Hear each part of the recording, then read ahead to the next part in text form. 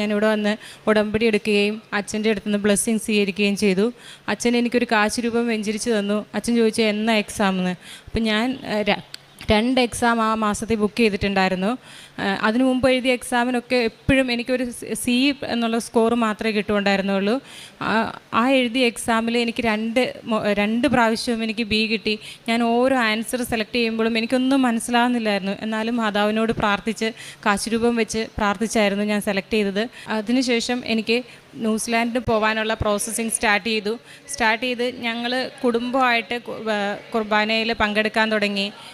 മക്കളും എല്ലാവരും ഞങ്ങൾ കുർബാനയിൽ പങ്കെടുത്തുകൊണ്ടിരിക്കുന്ന ഒരു ദിവസം എനിക്കിങ്ങനെ തോന്നി, ഇത്രയും എക്സാം എഴുതി എന്നിട്ടും ഇത് എക്സാം തീർന്നിട്ടില്ല, നീ ഇനിയും എഴുതണം എന്ന് ഇങ്ങനെ കുർബാനയിൽ നിൽക്കുമ്പോൾ എനിക്കിങ്ങനെ തോന്നുമായിരുന്നു.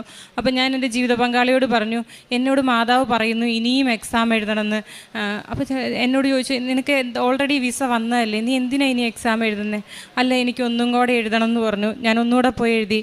അതിലെനിക്ക് മാതാവ് എല്ലാത്തിനും B തന്നു. അങ്ങനെ ഞാൻ ന്യൂസിലാൻഡിൽ പോയി. അവിടുത്തെ സാഹചര്യങ്ങളെല്ലാം മാറി. അവിടെ ജോലി കിട്ടാത്തൊരു സാഹചര്യം വന്നു. ഞാൻ അവിടെ നിന്ന് തിരിച്ചു പോരേണ്ട അവസ്ഥ വന്നു. അങ്ങനെ തിരിച്ചു പോരുമ്പം എൻ്റെ